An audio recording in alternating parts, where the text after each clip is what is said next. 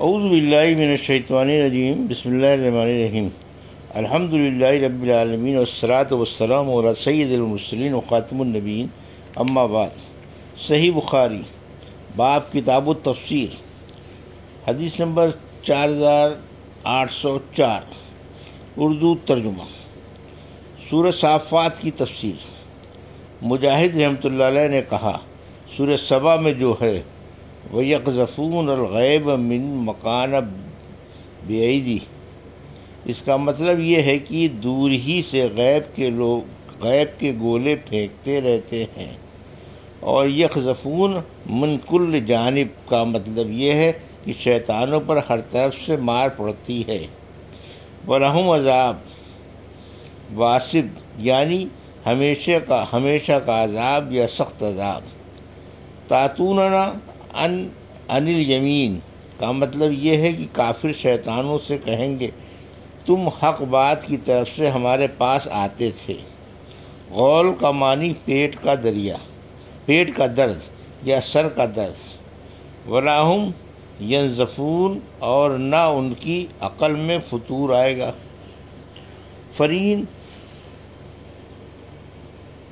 قرین شیطان، بحیری یہرعون دوڑائے جاتے ہیں۔ یزفون نزدیک پاؤں رکھ کر دوڑ رہے ہیں۔ وبین الجن نسبا، قریش کے کافر فرشتوں کو اللہ کی بیٹیاں اور ان کی مائیں سردار جنوں کی بیٹیوں پریوں کو قرار دیتے تھے۔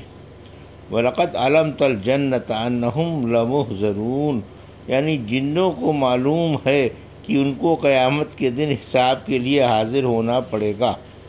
اور ابن عباس رضی اللہ عنہ نے کہا، انا لنحن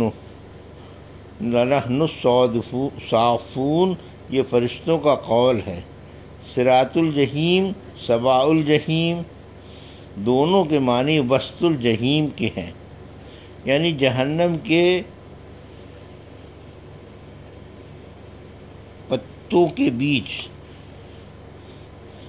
لشوبہ من حمیم، یعنی ان کے کھانے میں گرم کھولتے ہوئے پانی کی ملونی کی جائے گی۔ مدھورہ دھتکارا ہوا۔ بیس مکنون، بندھے ہوئے موتی۔ وترکنا علیہ فی الآخرین، اس کا ذکر خیر پچھلے لوگوں میں باقی رکھا۔ یستخرون، ٹھٹھا کرتے ہیں۔ بالا کے معنی رب، معبود، یعنی یمن والوں کی لغت میں اسباب سے آسمان مراد ہے۔ اللہ تعالیٰ کا ارشاد، بلا شبہ یونس رسولوں میں سے تھے۔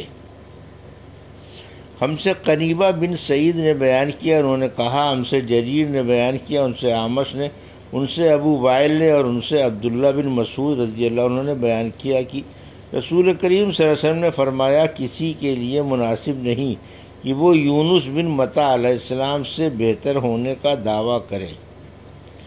حدیث نمبر 4805، اردو ترجمہ۔ مجھ سے ابراہیم بن منظر نے بیان کیا، انہوں نے کہا ہم سے محمد بن فلیج نے بیان کیا، انہوں نے کہا مجھ سے میرے والد نے بیان کیا، ان سے بنی عامر بن لوئی کے ہلال بن علی نے، ان سے عطا بن یسار نے، اور ان سے حضرت ابو ہریرہ رضی اللہ عنہ نے کہا رسول اللہ صلی اللہ علیہ وسلم نے فرمایا، جو شخص یہ دعویٰ کرے کہ میں یونس بن متی علیہ السلام سے بہتر ہوں، وہ جھوٹا ہے۔ حدیث نمبر 4806، سورہ سعاد کی تفسیر۔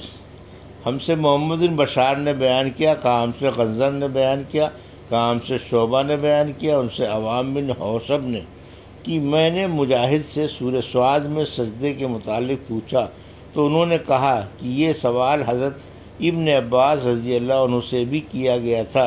انہوں نے اس آیت کی تلاوت کی، یہی وہ لوگ ہیں جنہیں اللہ نے ہدایت دی تھی، بس آپ بھی انہی کی ہدایت کی اتباع کریں۔ اور ابن عباس رضی اللہ عنہ اس میں سجدہ کرتے تھے۔ حدیث نمبر 4807، اردو ترجمہ۔ مجھ سے محمد بن عبداللہ ذہلی نے بیان کیا، کہا ہم سے محمد بن عبید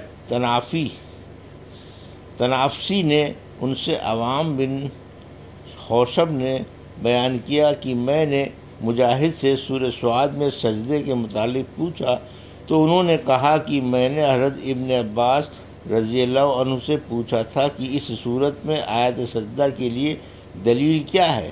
انہوں نے کہا کیا تم سورہ انعام میں یہ نہیں پڑھتے کہ اور ان کی نسل سے داؤد اور سلیمان ہیں، یہی وہ لوگ ہیں جنہیں اللہ نے یہ ہدایت دی تھی، سو آپ بھی ان کی ہدایت کی اتباع کریں۔ داؤد علیہ السلام بھی ان میں سے تھے جن کی اتباع کا حضور صلی اللہ علیہ وسلم کو حکم تھا۔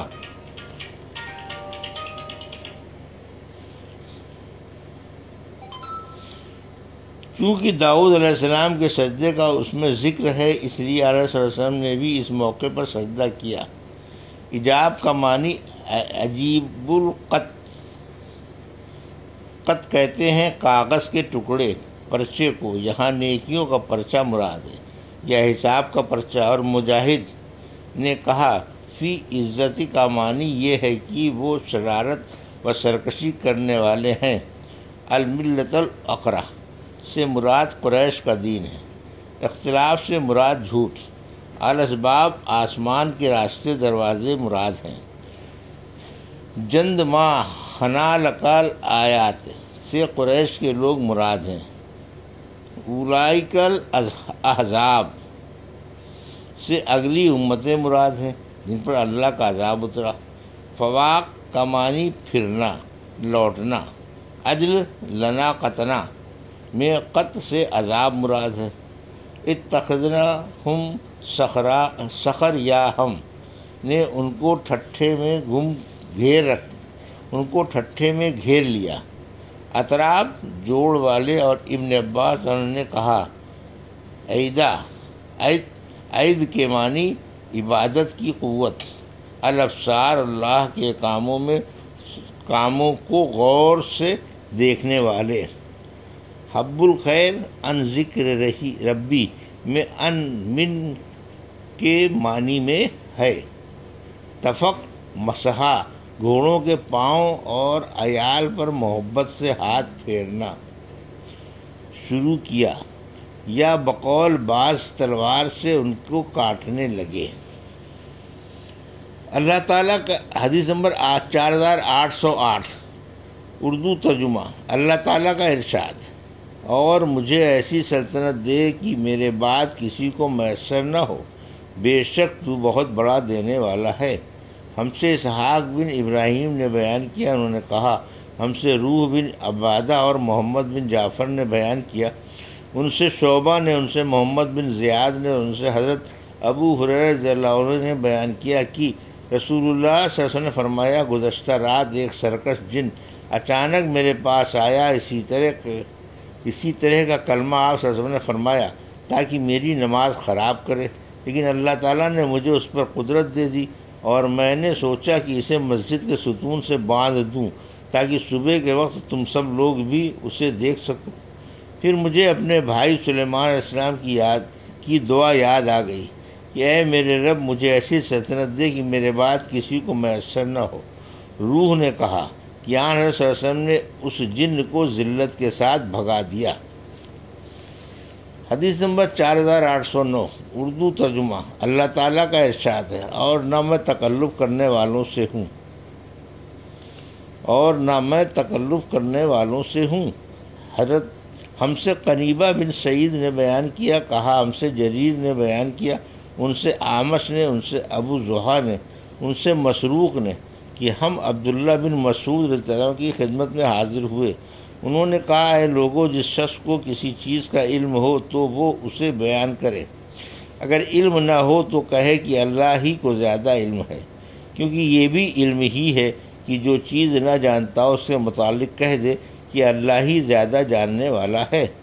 اللہ تعالیٰ نے اپنے نبی صلی اللہ علیہ وسلم سے بھی کہہ دیا تھا کہ آپ کہہ دیجئے کہ میں تم سے اس قرآن یا تبلیغ وحی پر کوئی اجرت نہیں چاہتا ہوں، اور نہ میں بناوٹ کرنے والا ہوں، اور میں دخان یعنی دھوئیں کے بارے میں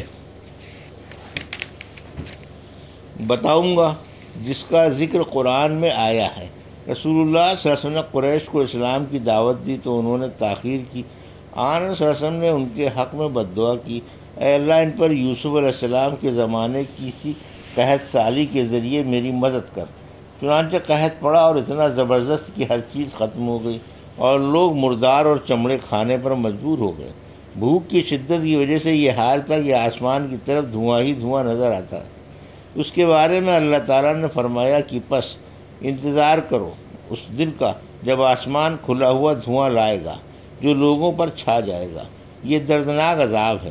بیان کیا کہ پھر قریش دعا کرنے لگے کہ اے اللہ ہمارے رب اس عذاب کو ہم سے ہٹا لے تو ہم ایمان لائیں گے۔ لیکن وہ نصیحت سننے والے کہاں ہیں؟ ان کے پاس تو رسول صاف معجزات و دلائل کے ساتھ آ چکا اور وہ اس سے منہ موڑ چکے ہیں اور کہہ چکے ہیں کہ اسے تو سکھایا جا رہا ہے، یہ مجنون ہے۔